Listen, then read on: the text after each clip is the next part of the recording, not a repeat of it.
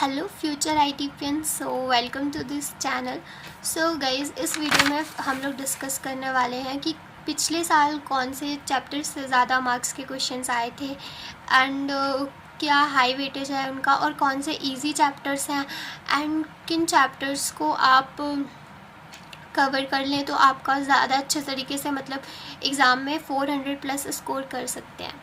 तो सबसे पहले हम डिस्कस करते हैं केमिस्ट्री। तो केमिस्ट्री जो है, केमिस्ट्री में चैप्टर्स जो कट चुके हैं इस साल, तो उन चैप्टर्स को हम नहीं डिस्कस कर रहे हैं। तो सॉल्यूशन जो चैप्टर था उससे 3 क्वेश्चंस आए थे, इलेक्ट्रोकेमिस्ट्री से 2 क्वेश्चंस आए थे, केमिकल काइनेटिक्स से भी 2 क्वेश्चन आए थे, डी एंड एफ ब्लॉक से भी 2 क्वेश्चन आए थे, कोऑर्डिनेशन कंपाउंड से भी 3 क्वेश्चन आए थे, हेलो एल्केन से 3 क्वेश्चन आए थे, अल्कोहल से 1 क्वेश्चन आया था, एल्डिहाइड से 3 क्वेश्चन आए थे, एमाइंस से 2 क्वेश्चन आए थे एंड बायोमोलिक्यूल से भी 2 क्वेश्चन आए थे। तो अब हम ये बात करते हैं इनमें सबसे ज़्यादा वेटेज वाले चैप्टर कौन सा। तो सॉल्यूशन वाला चैप्टर मतलब जिसके 3 क्वेश्चन आए थे काफ़ी वेटेज है, क्योंकि 3 क्वेश्चन आए थे और ऊपर से आप देख सकते हो सॉल्यूशन चैप्टर जो है वो इजी चैप्टर है, क्योंकि फर्स्ट चैप्टर है। तो स्टार्टिंग है, जब हम फर्स्ट चैप्टर से करते हैं तो स्टार्टिंग का चैप्टर हमेशा हमारा बहुत अच्छा रहता है। तो सॉल्यूशन वाला जो चैप्टर है वो इतना ज़्यादा टफ चैप्टर नहीं है, क्योंकि उसमें बहुत सारी चीज़ें जो हम पहले से पढ़ते आ रहे हैं, तो वो चैप्टर जो है उसको कर लेना। कोऑर्डिनेशन कंपाउंड भी एक हाई वेटेज चैप्टर है, कोऑर्डिनेशन कंपाउंड भी आप कर सकते हो। बाय द वे, मुझे कोऑर्डिनेशन कंपाउंड चैप्टर जो है ना वो टफ़ लगता था बहुत ज़्यादा, बट वो हाई वेटेज है तो आप उसको कर सकते हो। हेलो एल्केन्स जिससे 3 क्वेश्चन आए थे, अल्कोहल जिससे 1 क्वेश्चन आए थे, एल्डिहाइड जिससे 3 क्वेश्चन आए थे, अमाइंस जिससे 2 क्वेश्चन आए थे एंड बायोमोलिक्यूल्स जिससे 2 क्वेश्चन आए थे। सबसे ज़्यादा वेटेज वाला जो चैप्टर है वो है सॉल्यूशन जो कि फर्स्ट ही चैप्टर है। And guys I think so ये वेटेज भी इसका ज़्यादा है। तो आपको सॉल्यूशन वाला चैप्टर तो आप स्टार्टिंग से करते ही आ रहे हो, तो आपको ये चैप्टर तो बहुत अच्छे से आता ही होगा, तो आप इस चैप्टर को कर लेना, सॉल्यूशन वाले चैप्टर को। एंड इसके बाद है कोऑर्डिनेशन कंपाउंड। तो कोऑर्डिनेशन कंपाउंड वाला जो चैप्टर है वो भी आप अच्छे तरीके से कर सकते हैं, इजी चैप्टर है और इसका भी वेटेज हाई है। हेलो एल्केन्स वाला जो चैप्टर है उसका भी वेटेज हाई है एंड एल्डिहाइड वाला जो चैप्टर है उसका भी वेटेज हाई है। तो हाई वेटेज तो मैंने बता दिया, बट ऐसा नहीं है कि आप सिर्फ हाई वेटेज वाला ही चैप्टर करो। कुछ चैप्टर्स होते हैं जो आपको बहुत अच्छे से आते हैं, लाइक आपने 12th में कुछ चैप्टर्स होते हैं जो हमको एकदम बहुत बढ़िया तरीके से आता है, तो उन चैप्टर्स को आप ज़रूर से ज़रूर कर लेना। और जो कुछ ईजी चैप्टर्स हैं, सॉल्यूशन चैप्टर जो है वो बहुत ईजी चैप्टर है। इलेक्ट्रोकेमिस्ट्री वाली जो है, इलेक्ट्रोकेमिस्ट्री भी बहुत ईजी हो गया है, क्योंकि कुछ ही उसमें फार्मूलाज वगैरह हैं, उनसे रिलेटेड ही क्वेश्चन आता है। आप क्वेश्चन के पैटर्न को देखना, फिर अब से समझ आ जाएगा आपको कि इलेक्ट्रोकेमिस्ट्री कैसे करना है। फिर केमिकल काइनेटिक्स भी इजी चैप्टर है, डी एंड एफ ब्लॉक भी बहुत इजी चैप्टर है, बायोमोलिक्यूल्स एंड एमाइंस। बायोमोलिक्यूल्स वाला चैप्टर तो बहुत ही इजी है, क्योंकि इसमें मतलब आपको ज़्यादा टफ चीज़ें नहीं है। आई मीन जो बायोमोलिक्यूल वाला चैप्टर है वो थोड़ा थ्योरी बेस्ड चैप्टर है। एमाइंस वाले चैप्टर की amines, aldehyde, alcohol and hello alkene वाले जो चैप्टर्स हैं वो सारे चैप्टर ऑर्गेनिक पे ही है, तो इसमें आपको रिएक्शन वगैरह लर्न करनी होंगी, रिएक्शंस को समझना पड़ेगा एंड मैनी मोर थिंग्स। तो जो ये वाले चैप्टर्स हैं वो आपके लिए, कुछ लोगों के लिए ऑर्गेनिक ईजी होती है और कुछ लोगों के लिए टफ़ होती है। मैंने ईजी में एमाइंस को इसलिए डाला है क्योंकि जो एमाइंस वाला चैप्टर है ना, वो चैप्टर थोड़ा छोटा है, ज़्यादा बड़ा नहीं है, दैट्स वाई। और जो और चैप्टर्स हैं, अल्कोहल, एल्डिहाइड और हेलो एल्केन्स, थोड़े बड़े चैप्टर्स हैं, बट आप उनको भी कवर कर सकते हो। मतलब अगर आपने 12th में पढ़ा होगा तो मुझे सबसे ज़्यादा इजी मेरे को ऑर्गेनिक ही लगती थी, तो मुझे तो बहुत इजी लगता है, लेकिन बहुत लोगों को नहीं लगती ऑर्गेनिक इजी, दैट्स वाई मैंने ऐसा लिखा है। बाकी आपके ऊपर डिपेंड करता है, आप क्वेश्चन के वेटेज देख के भी चैप्टर्स पढ़ सकते हैं। बाकी अब तो पूरा 12th एक बार रिवाइज़ कर ही लेना, एनसीईआरटी केमिस्ट्री के लिए तो पढ़ ही लेना, ठीक है, क्योंकि केमिस्ट्री की एनसीईआरटी अच्छी होती है, फ़िज़िक्स जैसी नहीं होती है। फ़िज़िक्स वाली एनसीईआरटी में कुछ नहीं समझ आता। इसके बाद हम बात करते हैं फ़िज़िक्स के लिए। तो फ़िज़िक्स में जो चैप्टर है चार्जेस से 1 क्वेश्चन आया था, और पोटेंशियल से 4 क्वेश्चन आए थे, करंट इलेक्ट्रिसिटी से 2 क्वेश्चन आए थे, मैग्नेटिक इफेक्ट से 4 क्वेश्चन में से ये जो जो मैंने लिखा हुआ है ना, इसमें मैच द फॉलोइंग है, तो इनसे कुछ क्वेश्चन मैच द फॉलोइंग के भी आए थे, ठीक है। मैग्नेटिक मटेरियल से 1 क्वेश्चन आया था, AMI से भी 1 question only match the following वाला आया था, ऑल्टरनेटिंग करंट से 5 क्वेश्चन आए थे, ऑप्टिक्स से 4 क्वेश्चन आए थे, डुअल नेचर ऑफ मैटर से 3 questions and atoms and nuclei से 3 क्वेश्चंस, और हमारे जो सेमी कंडक्टर वाला चैप्टर है उससे 1 क्वेश्चन आया था, और एक और क्वेश्चन था कम्युनिकेशन से जो कि सिलेबस में नहीं। अब मैं आपको एक चीज़ बताना चाह रही हूँ कि इसमें जो हाई वेटेज वाले चैप्टर कौन से हैं, पोटेंशियल वाला जो चैप्टर है उसके 4 क्वेश्चन आए थे, तो ये एक हाई वेटेज चैप्टर है। इसके बाद हम देखते हैं ऑल्टरनेटिंग करंट से 5 क्वेश्चन आए थे, जो कि सच में बहुत ज़्यादा हाई वेटेज है, क्योंकि अगर आप इन्हीं कुछ टॉपिक्स को कर जाते हो तो काफ़ी क्वेश्चंस आपसे बन जाएंगे।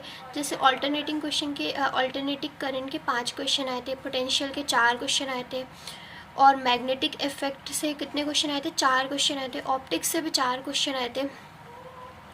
तो ये तो 3 के चैप्टर से तो 4 क्वेश्चन आए और 1 से 5 क्वेश्चन आए, तो काफ़ी ज़्यादा हैं क्वेश्चंस, जो आप अगर कवर कर लेते हो तो आपके लिए बहुत ज़्यादा अच्छा हो जाएगा। अगर हाई वेटेज, पिछले साल तो ये हाई वेटेज था, इस साल नहीं पता कि हाई वेटेज रहता है कि नहीं, बट अगर हम देखा जाए तो ये हो भी सकता है कि हाई वेटेज रहता है। क्योंकि वो लोग, उनके लिए जो इम्पॉर्टेंट चैप्टर है उन्हीं से वो लोग ज़्यादा क्वेश्चन दे रहे हैं, उनको जो लग रहा है कि हाँ ये इंपॉर्टेंट टॉपिक्स हो सकते हैं, ये बच्चों को पढ़ना चाहिए ज़्यादा अच्छे से, उनसे वो ज़्यादा क्वेश्चन दे रहे हैं। तो दैट्स वाई हाई वेटेज वाले चैप्टर को तो आप कर ही लेना। इसके बाद जो इजी चैप्टर है वो चार्जेस वाला चैप्टर बहुत ईजी है। आई नो सिर्फ 1 क्वेश्चन आया है, बट बहुत ईजी चैप्टर है, उसको इलेक्ट्रिक चार्जेस वगैरह बहुत ईजी चैप्टर है। इसके बाद है पोटेंशियल एंड करंट इलेक्ट्रिसिटी वाला चैप्टर, जो कि आप कवर कर सकते हो। इसके बाद है ऑप्टिक्स में पूरा पढ़ना पड़ेगा आपको अच्छे तरीके से। ये थोड़ा टफ़ भी है, लेकिन बहुत लोगों के लिए इजी पड़ता है। ये ऑप्टिक्स मेरे लिए टफ़ पड़ा था, बट मैंने और लोगों से पूछा, मैंने 4-5 लोगों से मिलके ये चीज़ बनाई है कि कौन सा इजी चैप्टर है, तो वो लोग बोल रहे हैं कि हाँ ऑप्टिक्स उनके लिए बहुत ईजी है। तो मैंने बोला ठीक है, ऑप्टिक्स ईजी पड़ता है कुछ लोगों के लिए, दैट्स मैंने इसको ईजी चैप्टर में रखा। इसके बाद है डुअल नेचर ऑफ मैटर, इसके बाद है एटम्स एंड न्यूक्लियाई और सेमीकंडक्टर। ये जो लास्ट के 3 चैप्टर है वो तो सच में ईजी है, क्योंकि ये थोड़ा थ्योरी टाइप के बेस्ड क्वेश्चन है, और इसका जो कहीं ना कहीं से रिलेशन जो रहता है ना, वो केमिस्ट्री से रहता है, एटम, न्यूक्लियाई, मैटर वगैरह का, तो आप लोग थोड़ा अच्छे से उसको रिलेट कर पाएंगे। दैट्स वाई ये चैप्टर्स जो है बहुत इजी चैप्टर्स हैं।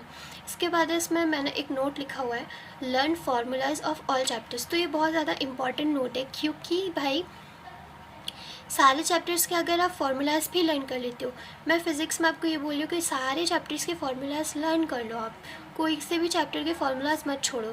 फार्मूला बेस्ड क्वेश्चन भी बहुत सारे आते हैं, तो फार्मूला बेस्ड क्वेश्चन से आपसे फार्मूला वाले क्वेश्चन तो सही हो जाएंगे ना, दैट्स वाई फार्मूला मत छोड़ो किसी भी चैप्टर का। इसके बाद हम बात करते हैं जनरल टेस्ट का। तो जनरल टेस्ट में जो टॉपिक्स हैं, तो जनरल टेस्ट में topics like quantitative aptitude, reasoning and GK वगैरह, ठीक है। तो इसमें सिंप्लीफिकेशन आ जाता है, टाइम एंड वर्क जिससे हर बार क्वेश्चन मिल जाता है आपको, एजेस से भी बहुत क्वेश्चन मिल जाते हैं कि अगर 2 साल पहले इसकी एज इतनी थी, 4 साल बाद उसकी एज कितनी हो जाएगी, मैनी मोर क्वेश्चंस, ठीक है। फिर एवरेज से भी क्वेश्चन मिल जाता है आपको, मेंशुरेशन से क्वेश्चन मिल जाता है, परसेंटेज से क्वेश्चन मिल जाता है, फ्रैक्शन एंड डेसिमल से क्वेश्चन मिल जाता है। फिर इसके बाद रीजनिंग में देखते हैं तो अल्फ़ाबेटिक क्वेश्चन आ जाते हैं, कोडिंग एंड डिकोडिंग वाले क्वेश्चन आ जाते हैं, फिर डायरेक्शन एंड डिस्टेंस वाले क्वेश्चन आ जाते हैं, ब्लड रिलेशन वाले क्वेश्चन आ जाते हैं, फिर क्लॉक्स एंड कैलेंडर वाले क्वेश्चंस आ जाते हैं, सिलॉजिक्स में वाले क्वेश्चन आ जाते हैं, नॉन वर्बल रीजनिंग के क्वेश्चन आ जाते हैं। एंड अगर हम जीके एंड सीए में देखें तो बुक्स एंड ऑथर के बारे में आ जाते हैं, रिवॉल्यूशन इन इंडिया, जो रिवॉल्यूशन हुए हैं, कब हुए हैं, किस सन में हुए हैं, इनसे भी क्वेश्चन बन जाते हैं। Scientific names of animals and plants से भी बहुत क्वेश्चंस बन जाते हैं। सिटी एंड रिवर्स से क्वेश्चन बन जाते हैं, सिटी एंड निकनेम से क्वेश्चन बन जाते हैं, लाइक पिंक सिटी किसको कहते हैं, ऐसे। Famous place in India like national parks वगैरह, बहुत सारे वाइल्ड लाइफ सेंचुरीज़ वगैरह के बारे में। फर्स्ट इन इंडिया की फर्स्ट प्राइम मिनिस्टर, फर्स्ट ये वो, पता नहीं इतने सारे लोग जो फर्स्ट आए रहते हैं ना, उनके नेम तो आप लिस्ट बना के लर्न कर सकते हैं। इसके बाद है अवार्ड्स के बारे में पढ़ना कि अभी रिसेंटली किनको कौन सा अवार्ड मिला है, पद्म भूषण, बहुत सारे अवार्ड्स होते हैं जो मिलते हैं। मूवमेंट ऑफ इंडिया के बारे में आप पढ़ सकते हैं, कौन कौन से मूवमेंट्स हुए हैं, किस सन में हुए हैं, किन्होंने कौन सा मूवमेंट कराया था, that's all. And one more thing guys, मैं इनमें जो आपको कुछ बता रही हूँ कुछ टॉपिक्स, ये तो आप करके ही जाना, इनको मत छोड़ना। टाइम एंड वर्क को पक्का तरीके से करके ही जाना। एजेस, एवरेज एंड परसेंटेज, इनसे हर बार क्वेश्चन मिलता है, क्वेश्चन मिलता है तो मिलता है। एवरेज से क्वेश्चन हर बार मिल जाता है, और एज से भाई, एज से कब क्वेश्चन नहीं मिलता, एज से हमेशा एक क्वेश्चन तो पक्का से पक्का रहता ही रहता है। फिर अल्फ़ाबेटिक से आ जाता है, अल्फ़ाबेटिक ऑर्डर से आ जाता है। डायरेक्शन एंड डिस्टेंस से आ जाता है, डिस्टेंस से बहुत क्वेश्चंस आ जाते हैं। ब्लड रिलेशन से एक क्वेश्चन तो पक्का, और ब्लड रिलेशन इतना इजी टॉपिक है ना, इतना इजी टॉपिक है, मैं बता नहीं सकती हूँ। ब्लड रिलेशन निकालना बहुत आसान है, इतना टफ नहीं है, तो आप इस टॉपिक को ज़रूर कवर कर लेना। इसके बाद है क्लॉक्स एंड कैलेंडर।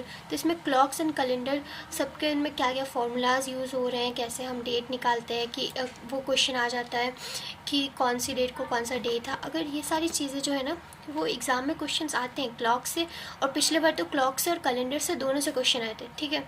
इसके बाद हम देखते हैं बुक्स एंड ऑथर से क्वेश्चन आते रहते हैं। City and river, city and nicknames, famous place in India, ये सारे टॉपिक्स जो है वो पक्का से कवर कर ही लेना, इनको बिल्कुल नहीं छोड़ना, ठीक है। आप लोग इन टॉपिक्स को ज़रूर कवर कर लेना। मैं चाहती हूँ अगर मैं मेहनत कर रही हूँ तो आप लोग भी उतनी मेहनत करो।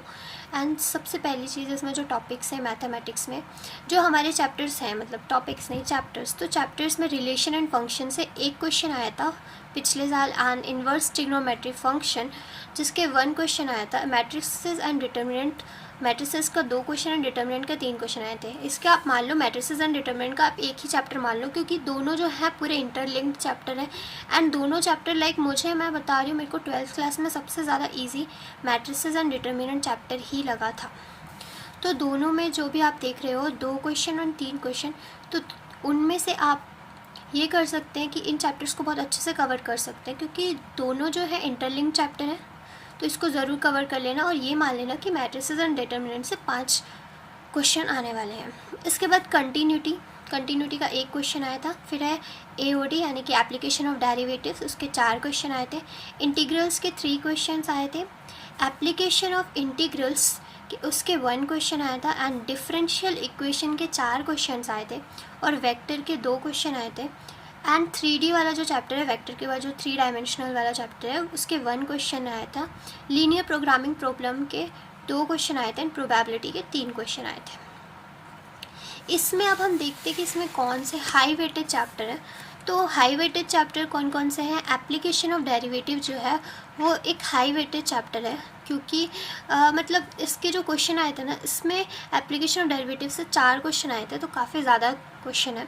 डिफरेंशियल इक्वेशन से भी 4 क्वेश्चन आए थे, तो वेटेज ज़्यादा है उसका। डिटर्मिनेंट से आप डिटर्मिनेंट और मैट्रिसेस दोनों इसको एक साथ ही कर लो, मैट्रिसेस एंड डिटर्मिनेंट को एक साथ ही कर लो। यहाँ पे मैट्रिसेस एंड डिटर्मिनेंट्स आ जाएगा, तो मैट्रिसेस और डिटर्मिनेंट दोनों को मिला के आप मान लो वो भी एक हाई वेटेड चैप्टर है, क्योंकि अगर आप डिटर्मिनेंट कर रहे हो तो आपका ऑफकोर्स मैट्रिसेस तो आता ही होगा, क्योंकि सेम कॉन्सेप्ट लगता है। इंट्रीगल्स वाले के 3 क्वेश्चन आए थे, प्रोबेबिलिटी के 3 क्वेश्चन आए थे। फिर अगर हम देखते हैं ईजी चैप्टर, तो रिलेशन एंड फंक्शन, तो जब हम लोग मैथ्स की स्टार्टिंग ही करते हैं तो स्टार्टिंग का जो फर्स्ट चैप्टर होता है ना, उसको हमेशा ईजी ही मान के चलते हैं, क्योंकि स्टार्टिंग में जो हमारा मोटिवेशन होता है, लाइक जब हम स्टार्ट करते हैं ना, तो हम स्टार्ट कोई भी चीज़ को करते हैं तो उसका फर्स्ट चैप्टर हम बहुत अच्छे से पढ़ते हैं, बहुत डिटेल से पढ़ते हैं। तो रिलेशन एंड फंक्शन जो चैप्टर है आई थिंक सो आपको बहुत अच्छे से आता होगा, और वो इजी चैप्टर भी है, उसमें कोई ज़्यादा टफ चीज़ें हैं नहीं, ठीक है। इसके बाद है इन्वर्स ट्रिग्नोमेट्रिक फंक्शन। ये इन्वर्स ट्रिग्नोमेट्रिक फंक्शन जो है वो भी एक ईजी चैप्टर है। इसके बाद मैट्रिसेस प्लस डिटर्मिनेंट देखा जाए तो ये सबसे ज़्यादा मतलब वेटेज एंड प्लस बहुत इजी है। अगर आप इनके 5 क्वेश्चन भी कर रहे हो तो मतलब 5 क्वेश्चन भी आ रहे हैं तो 5 4 20 अच्छे ही है कि 20 मार्क्स आपके सिक्योर हो जाएंगे। तो मैं सबसे पहले बोल रही हूँ, अगर मैथ्स के स्टूडेंट हो मैट्रिसेस एंड डिटर्मिनेंट सबसे पहले कर लो भाई, बहुत ईजी चैप्टर है पूरे मैथ्स में, ठीक है। वेक्टर प्लस 3D जो चैप्टर है वो भी इजी है। लीनियर प्रोग्रामिंग प्रॉब्लम भी इजी है। अब देखो ये इजी चैप्टर मैंने लिखे हुए हैं, ये क्या पता किसी के लिए टफ हो, तो आप अपने हिसाब से इजी चैप्टर्स चूज़ करके कर सकते हो, क्योंकि बहुत सारे लोग होते हैं जिनको इंटीग्रेशन बहुत इजी लगता है, मुझे भी इजी लगता है, लेकिन मैंने बहुत लोगों से पूछा उन्हें नहीं इजी लगता, तो मैं क्यों उसको इजी चैप्टर में डालूँ जब उन्हें इंटीग्रेशन टफ लगता है, तो इसलिए मैंने नहीं डाला उसे। और रही बात टीचिंग एप्टीट्यूड एंड लैंग्वेज की, तो आप उनकी यूट्यूब पे वीडियोस देख सकते हैं। टीचिंग एप्टीट्यूड की अगर आप प्लेलिस्ट सर्च करेंगे तो आपको मिल जाएगी, जो भी टीचर्स ने प्लेलिस्ट बना रखी है हर एक पॉइंट के लिए। और रही बात लैंग्वेज की, तो लैंग्वेज के लिए भी आप CUET का सर्च कर लेना कि CUET के लिए जो लैंग्वेज रहती है, लैंग्वेज पढ़ाया हुआ है, तो लोगों ने जो उसके लिए पढ़ा है ना, आप सेम चीज़ पढ़ लेना, क्योंकि जो सिलेबस है ना वो सेम है, सिलेबस चेंज तो नहीं है, तो आप उससे भी कवर कर सकते हो और वो आपको ईजी पड़ जाएगा। और बाकी आप लोगों के लिए बेस्ट ऑफ लक गाइस, और टाइम का अच्छे से इस्तेमाल करें, अभी वेस्ट ना करें, क्योंकि आपके पास अभी 1 मंथ बाकी है। क्या पता ये जो 1 मंथ है वो डिसाइड करेगा कि आप आगे जाके कौन से कॉलेज में पढ़ने वाले हो। तो इस 1 मंथ का बहुत अच्छे से यूज़ करें, क्योंकि यही डिसाइड करने वाला है कि आप IIT में जाते हो, NIT में जाते हो, RI में जाते हो, कि कहाँ आपको एडमिशन मिलता है। सो इसका बहुत इफ़ेक्टिवली इस्तेमाल करना, क्योंकि ये आपके आगे के 4 साल डिसाइड करने वाला है कि आप किस कॉलेज में पढ़ने वाले हो, ठीक है। बाकी मैं आपको आगे और गाइड करूँगी, और अगर आपको और ऐसी और इन्फॉर्मेशन चाहिए या फिर ऐसी टिप्स चाहिए तो मैं आपके लिए हमेशा हाजिर हूँ, मैं आपकी हमेशा हेल्प करूँगी। तो गाइस इस चैनल को आप सब्सक्राइब कर सकते हैं। एंड गाइस अगर आपको किसी भी चीज़ के लाइक जो भी मैंने वीडियोस बनाए, जिनके नोट्स मैंने अपने टेलीग्राम ग्रुप में प्रोवाइड किए हैं, तो आप उन टेलीग्राम ग्रुप को भी ज्वाइन कर सकते हो और इन्फॉर्मेशन के लिए, अपडेट रहने के लिए। बाकी thank you so much, bye bye guys.